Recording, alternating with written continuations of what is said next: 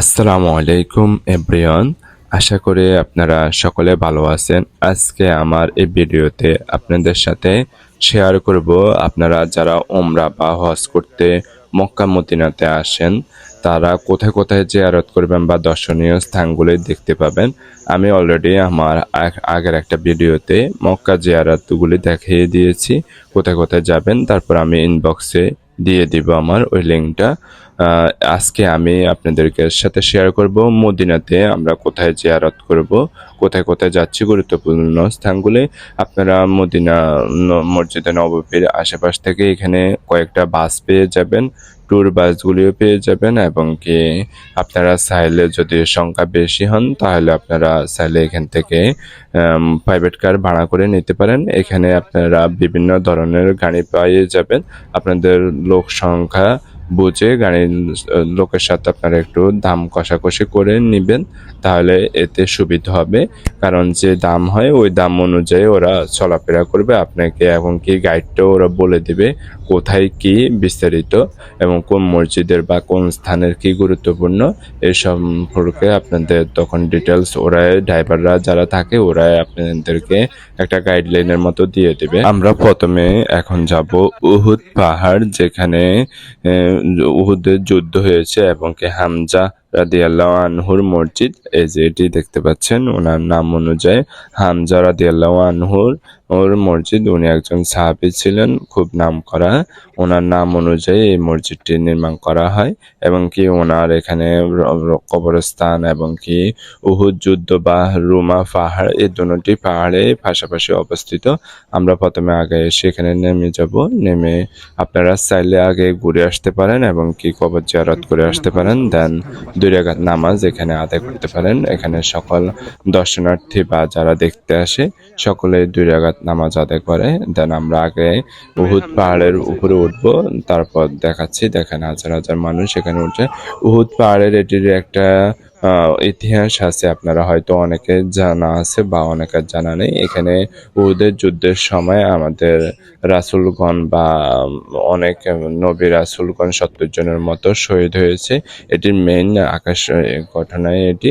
উহুদের অনেক বড় একটা বিশ্লেষণ কাহিনী আছে। আমি এটি নেক্সট অন্য কোনো ভিডিওতে চেষ্টা করব আপনাদের সাথে শেয়ার করতে, কারণ এখন এখানে বলতে গেলে এটি অনেক বিশাল বড় হয়ে যাবে।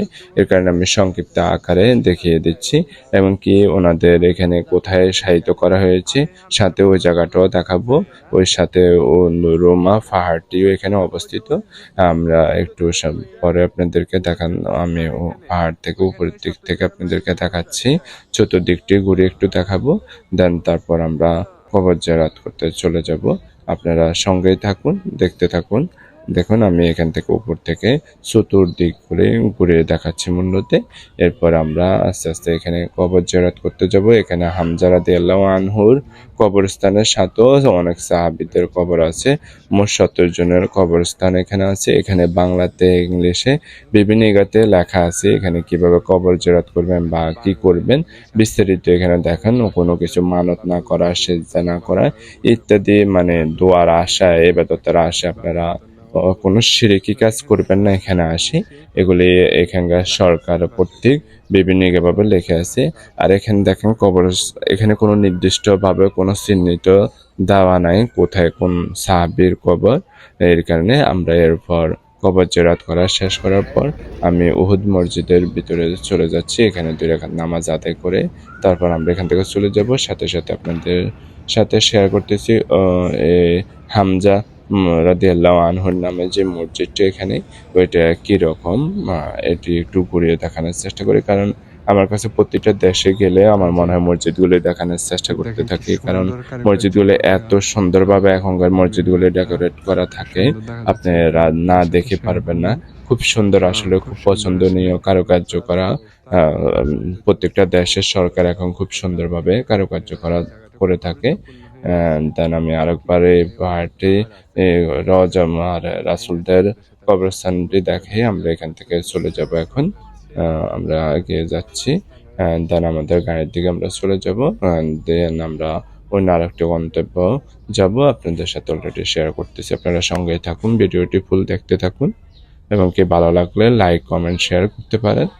মদিনার রাস্তাগুলি আমরা দেখতে দেখতে এগিয়ে যাচ্ছি। এখানকার জনজীবন বা বাসস্থানগুলি কিভাবে নির্মাণ করা হয়েছে, আসলে এখানে বেশিরভাগ আপনারা পাহাড়গুলি দেখতে পারবেন এবং কি আমাদের নবী রাসূলরা যেসব জায়গায় গিয়েছেন, বিশেষ করে আমাদের নবী যেসব জায়গায় নামাজ পড়িয়েছেন, আমাদের কাছে ওইসব জায়গা মনে হয় দেখা একটা গুরুত্বপূর্ণ, আমরা সুন্নত মনে করি। বা দেখতে পারলে মনে হচ্ছে আমাদের রাসূল এই জায়গায় দাঁড়িয়েছে, এখানে নামাজ পড়িয়েছে। এর কারণে আমরা ওইসব দিকগুলো দেখে এখানে এখন আমরা আসছি কেবলাতাইন মসজিদ। এখানেরও একটা ইতিহাস আছে, আমি সংক্ষিপ্ত আকারে আপনাদেরকে বলবো। আগে মসজিদটিতে গিয়ে কেবলাতাইন মসজিদ এর ভিতরের পাশগুলি দেখুন, এখানে এখনো নির্মাণ কাজ চলতেছে। পাশে জায়গা নামাজ পড়তে পারবে।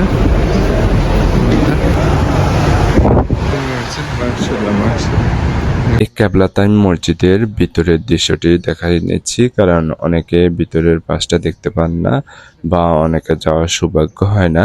এর কারণে এই মসজিদটি কেমন আপনাদেরকে ঘুরিয়ে ঘুরিয়ে একটু দেখাচ্ছি। এখানে পুরুষদের প্রত্যেকটা মসজিদে পুরুষদের একটা সাইড, মহিলাদের আর একটা সাইড। এই কেবলাতাইন মসজিদটি হলো আমাদের রাসূল সাল্লাল্লাহু আলাইহি ওয়াসাল্লাম এখানে নামাজরত অবস্থায় উনি একদিকে নামাজ পড়তেছিলেন, তখন ওনার কাছে ওহী নাজিল হয়, তখন উনি কেবলা অন্যদিকে ঘুরিয়ে নেয়। এর কারণে এটা কেবলাতাইন মসজিদ হিসেবে পরিচিত। এটি দুই কেবলা মসজিদ নামও অনেকে বলে থাকে। দেন আমরা পরবর্তী দিকে রওনা দিলাম, আপনারা আমরা সঙ্গেই থাকুন। এটি একটি গুরুত্বপূর্ণ মসজিদ। আমাদের সময় স্বল্পতার কারণে এই মসজিদটিতে নামিয়ে আর আমরা ঘুরতে পারিনি। আমাদেরকে ড্রাইভার সাহেব দূরের থেকে গাড়ি থেকে ঘুরিয়ে দেখিয়ে নিয়ে যাচ্ছে। আমরা এরপর চলে যাব মসজিদুল কোবা, যেখানে অনেক গুরুত্বপূর্ণ ওই মসজিদটি, এর কারণে সকলে ওইখানে মসজিদুল কোবাতে দেখতে যায় বা নামাজ পড়তে যায়। এখানে এটার অনেক ফজিলত এই মসজিদে নামাজ পড়া। আপনারা মসজিদে নববীর পাশেও দেখবেন এখানে সকল ড্রাইভাররা ডেকে ডেকে বলতেছে কোবা যাবেন কিনা, কারণ এটি কারণে এত গুরুত্বপূর্ণ, কারণ আমাদের রাসূল সাল্লাল্লাহু আলাইহি সাল্লাম কোথাও যাওয়ার সময় এখানে নামাজ আদায় করতেন এবং কি উনি এখান থেকে এহরামের কাপড়ও বেঁধে যেতেন। আর মসজিদটি প্রথম মসজিদ হিসেবেও পরিচিতি, অনেক গুরুত্বপূর্ণ বইয়ে রাখে। এখানে নামাজ পড়লে জানি কত ওয়াক্ত সওয়াব পাওয়া যায়, আসলে আমার ডিটেলস এখন মনে নেই। আপনাদের সাথে আমি চাইলে পরবর্তীতে এটি পুরাটাই শেয়ার করব। আমরা আস্তে আস্তে এগিয়ে যাচ্ছি। এটিও আপনাদের সাথে চেষ্টা করব পুরাটা ঘুরিয়ে ঘুরিয়ে দেখানোর জন্য। মসজিদটি আমরা প্রথমে এখানে গিয়ে গাড়িটা পার্কিং করব। দেন দেখেন এখানে নামার পর সুন্দর একটা কবুতর চত্বর আছে, আপনারা চাইলে এখানেও কবুতরদেরকে খাওয়া দিতে পারেন। এখানেও খাওয়া বিক্রি করে কবুতরদের জন্য। এই খামসা আশারা এই সিস্টেম করে এখান থেকে নিতে পারেন। দেন আমরা একদিকে নামাজ পড়তে চলে যাব। পুরুষদের সাইডটা একটু আলাদা সাইড, মহিলাদের সাইডটা আলাদা। আমরা যাতে ফ্যামিলি মেম্বাররা অনেকে গিয়েছি, এর কারণে আমরা দুই ভাগ হয়ে যাচ্ছি। মহিলারা এক পাশে চলে যাবে এবং আমরা পুরুষরা অন্য পাশে গিয়ে নামাজ আদায় করে আসব, কারণ এখানে অনেক ফজিলত। আপনারা চাইলে এখানে উক্তিয়া নামাজগুলো আদায় করতে পারেন।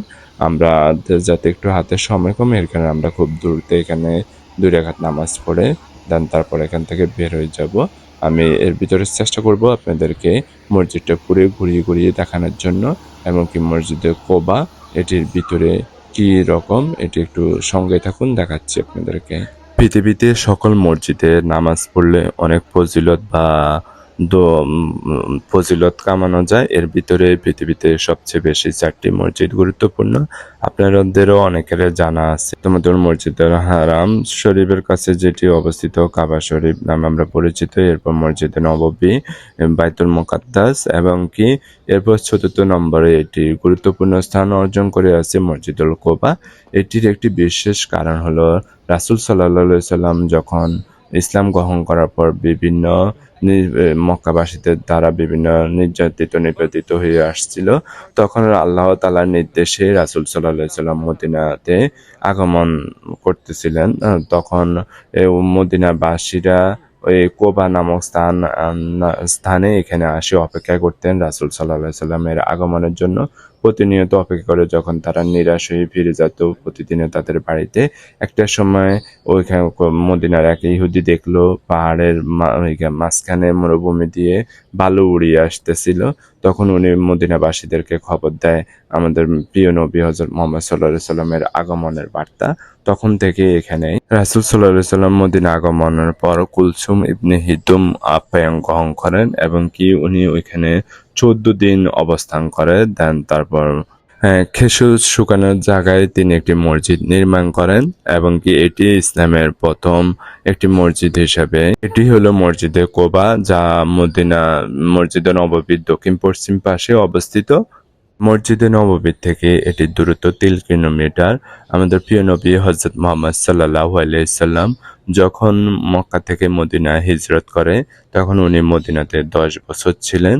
এর কারণে মসজিদে কুবা উম্মতে মুহাম্মাদের মধ্যে প্রথমে একটি মসজিদ নির্মাণ করা হয়। এটি রাসূল সাল্লাল্লাহু আলাইহি সাল্লাম কোথাও যাওয়ার সময় পায়ে হেঁটে বা উটের গায়ে চড়ে এই মসজিদে এসে নামাজ আদায় করতেন। 2 রাকাত নামাজ আদায় করতেন। তিনি কোথায় রওনা দিতেন। এই মসজিদ হলো মসজিদে কুবা হলো উম্মতে মুহাম্মাদীদের মাধ্যমে তৈরি করা এই প্রথম মসজিদ। এটি মসজিদে কাবা শরীফ এবং কি মদিনা শরীফ এবং কি মসজিদে আল আকসা পরে এই মসজিদে কোবার এর গুরুত্বপূর্ণ বহন করে।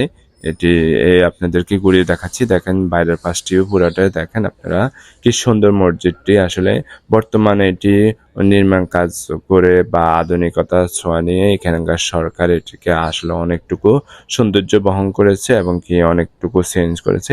এটিও বিভিন্ন নির্দেশনা দেওয়া আছে। অনেক বিশাল বড় এরিয়া নিয়ে এটি মূলত গঠিত। এই মসজিদের অনেক গুরুত্বপূর্ণ বহন করে এবং কি আর স্বয়ং আল্লাহ তাআলাও এই মসজিদ সম্পর্কে নিয়ে বার্তা দিয়েছে এবং কি হুযায়ফা ইবনে আল-আসলাম রাদিয়াল্লাহু আনহু থেকে বর্ণিত বলছেন রাসূল সাল্লাল্লাহু আলাইহি সাল্লাম বলছেন যে এক ওয়াক্ত নামাজ এখানে আদায় করবে তার একটি উমরা হজের সওয়াব আদায়। মসজিদে নববীর আশেপাশে আরো কিছু জিয়ারতের জায়গা আছে যেগুলো আমার অন্য আরেকটা ভিডিও জান্নাতুল বাকি, রিয়াজুল জান্নাত, রাসূল সাল্লাল্লাহু আলাইহি ওয়াসাল্লামের রওজা শরীফ এবং কি আলী রাদিয়াল্লাহু আনহুর এবং কি আবু বকর রাসূল সাল্লাল্লাহু আলাইহি ওয়াসাল্লাম বৃষ্টির মসজিদগুলো দেখতে